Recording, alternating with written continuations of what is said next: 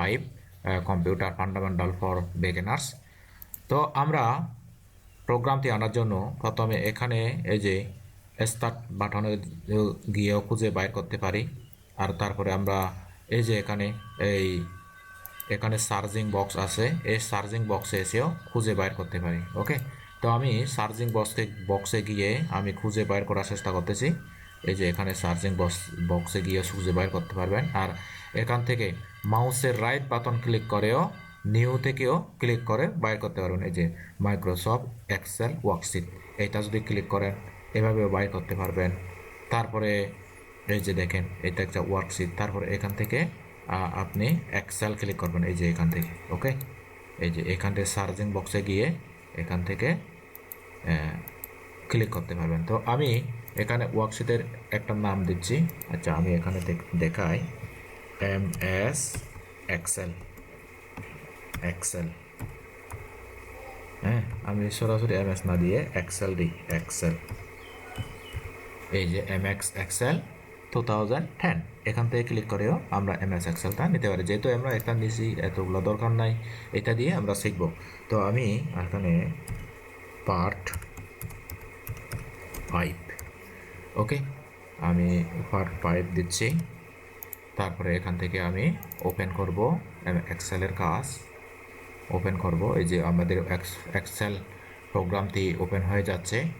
তো মাইক্রোসফট এক্সেলের কাজ যদি আপনি দক্ষতার সাথে যদি পারেন, তাহলে আপনি এখান থেকে এই স্কিলটা শিখে আপনি বিভিন্ন অফিস আদালতে বিভিন্ন চাকরির বেতন তৈরি, এক ক্লিকে হাজার হাজার লক্ষ লক্ষ টাকার হিসাব করতে পারবেন এবং আপনার দক্ষতা বাড়বে। এবং যে কোনো কাজে আমাদের এই এক্সেলের ব্যবহারটা খুবই প্রয়োজনীয়। তো এই কারণে দৈনন্দিন জীবনে আমাদের প্রত্যেকের এক্সেলের কাজ জানা উচিত। এই কারণে আমি আমাদের মাইক্রোসফট এক্সেলের আজকের টিউটোরিয়ালটি দিয়ে দিচ্ছি। তো দেখেন, আমি প্রথমে কিভাবে ওপেন করলাম, আমি আপনাদেরকে দেখালাম কিভাবে ওপেন করতে হয়। এরপরে মাইক্রোসফট এক্সেলের যে বেসিক বিষয়গুলো আমি আপনার সাথে শেয়ার করব।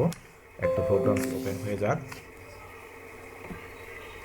তো ওপেন হইতেই থাক।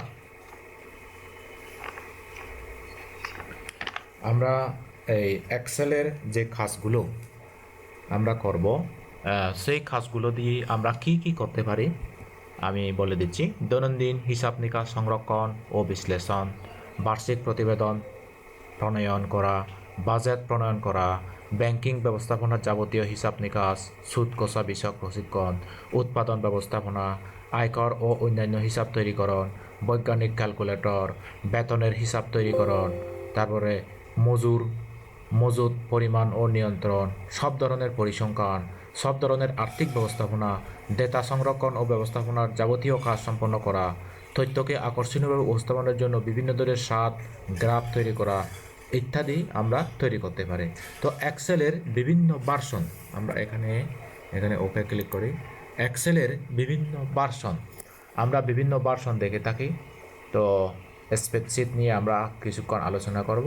স্প্রেডশিট শব্দটির আবিধানিক অর্থ হলো সরানো বা সরানো। হ্যাঁ, স্প্রেডশিট শব্দটির মানে হচ্ছে ছড়িয়ে পড়া।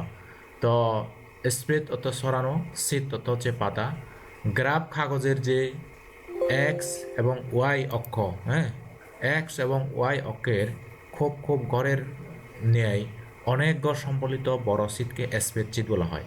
এক্সেলের সম্পূর্ণ পর্দাটি এক্স অক্ষ এবং ওয়াই অক্ষ বরাবর সমন্বিত থাকে।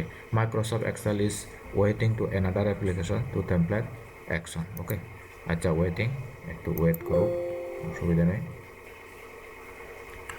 তো আমি কি বলতেছি, এক্সেলের সুবিশাল স্প্রেডশিটে বিভিন্ন তথ্য সংরক্ষণ করা যায় এবং গাণিতিক পরিগণনা করা যায়।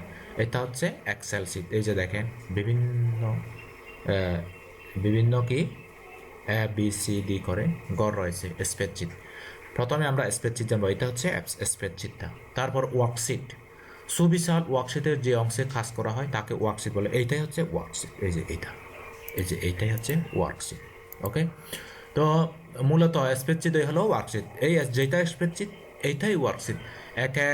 একটি খাতায় যেমন কয়েকটি পৃষ্ঠা দেখা যায় একসঙ্গে, তেমনি ভিন্ন ভিন্ন ওয়ার্কশিট খুলে তাতে কাজ করা। যেমন এখানে seat 1, seat 2, seat 3।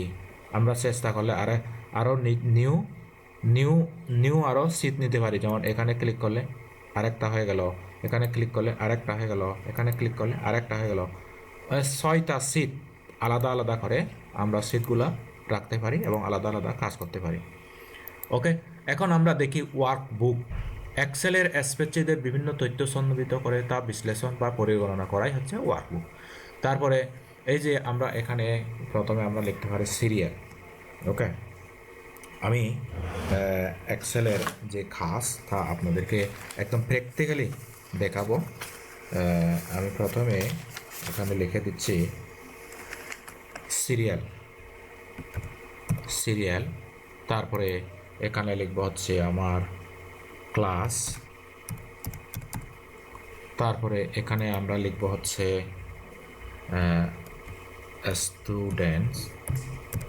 Students name, তারপরে আমরা এখানে লিখব হচ্ছে এখানে এই যে এখানে, তারপর এখানে লিখব হচ্ছে রোল, তারপরে আমরা এখানে লিখব হচ্ছে মোবাইল নাম্বার।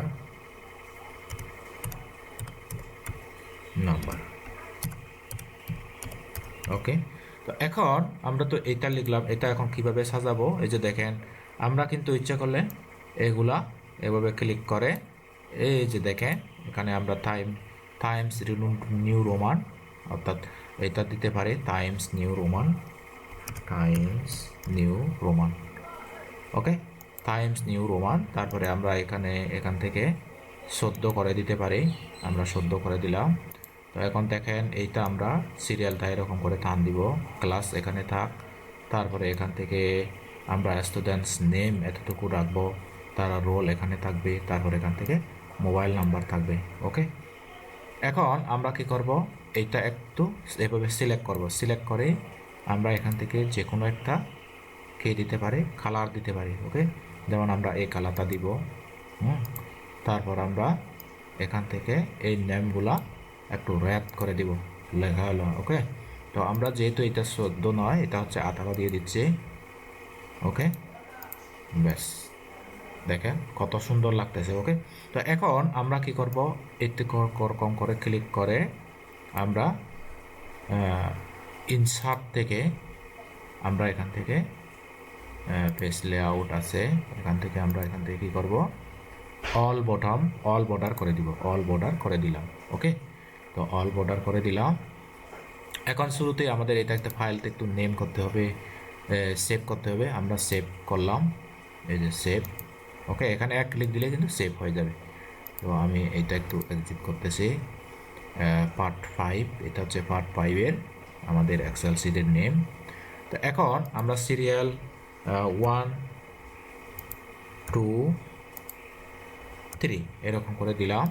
এখন আমরা এটা একটা সূত্রের মাধ্যমে এরকম করে টান দিলে আমাদের সবগুলা 1, 2, 3, 21 পর্যন্ত সিরিয়াল হয়ে গেল। ওকে, তো এখন শুরুতে আমরা 6 লিখে দিচ্ছি, SIX 6। তারপরে এখান থেকে স্টুডেন্টের নাম লিখব, ক্লাস 6 থেকে যাদের নামগুলো পেয়ে গেছি তাদের নামগুলো আমি এখানে সিরিয়ালি লিখব। প্রথমে লিখব হচ্ছে প্রিয় শান্তি চাকমা, প্রিয় শান্তি চাকমা। তো আমরা লেখাগুলো একটু ছোট পাচ্ছি, তো আমরা এই লেখাগুলো একটু বড় করতে পারি। আচ্ছা, আমি এখান থেকে একটু জুম করে দিচ্ছি। ওকে, জুম করে দিলাম। তো একটু এদিকে টানি। ওকে, এদিকে টানি। তারপর এখান থেকে ক্লাস 6 আমরা এগুলা সিলেক্ট করে মিডল বরাবর রাখবো, এরকম করে। এই যে মিডল, ব্যাস মিডল রাখলাম। তারপর আমরা রোল, শান্তিপ্রিয় রোল কত, 1 রোল। মোবাইল নাম্বার হচ্ছে 01833236592। 1 2 3 4 5 6 7 8 9 10 11, 11টা অক্ষর। এখন আমরা এখানে 6 দেব। তারপর এরপরে ক্লাস 6-এর আর একজনের নাম যদি আমরা পাই, তা হচ্ছে লাল। লাল রিন সান, লাল রিন সাং, লাল রিন সাং বন, BAWN। ওকে, তার রোল নম্বর হচ্ছে 2। তারপরে তার মোবাইল নাম্বার হচ্ছে, আমি মোবাইল নাম্বারটা দিচ্ছি 01575 75 577 577 8773। ওকে, এটা এখানে নাম্বার একটা বেশি হয়ে গেছে। ওকে, এরপরে আমরা ক্লাস 6 থেকে, আচ্ছা আমরা এগুলো এখন কপি করব, কারণ শুধু ক্লাস 6-এর অনেকগুলো রয়েছে। ওকে, এই যে সবগুলো ক্লাস 6 দিয়ে দিলাম, অনেকগুলো স্টুডেন্টস। এরপরে রোল নাম্বার, যিনি 3 সিরিয়ালে তার রোল নাম্বার নেই, আমরা এখন দেব হচ্ছে দমেও মার্মা, ফিমেল, দ মে ও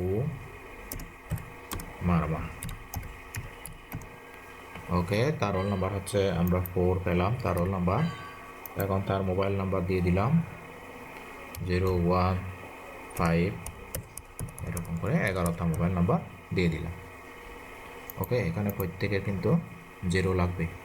তো এভাবে আমি জাস্ট স্যাম্পল আকারে আপনাদেরকে দেখালাম। এভাবে টান দিলে সবগুলোর নাম এসে যাবে।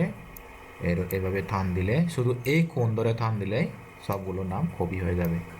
ওকে, এভাবে টান দিলে, এই যে এরকম করে টান যদি দেয়, এই যে এরকম করে যদি টান দেয়, আচ্ছা এরকম করে যদি ধরে, যদি এই যে এই প্লাস চিহ্ন বরাবর এভাবে টান দিলে সবগুলা সিরিয়াল নাম্বার হয়ে যাবে। ওকে, তো আমি জাস্ট এখানে আপনাদেরকে দেখার সুবিধার্থে এটা দেখালাম। তো এভাবে আমরা এক্সেল শিটের কাজ করতে পারি। তো অনেকগুলো টেকনিক রয়েছে কীভাবে এক্সেল শিট কীভাবে ব্যবহার করবেন, আমি সব কিছু স্টেপ বাই স্টেপ আপনাদেরকে দেখাবো। ততক্ষণ অন্য সাথে থাকবেন, ভালো থাকবেন, নিরাপদে থাকবেন।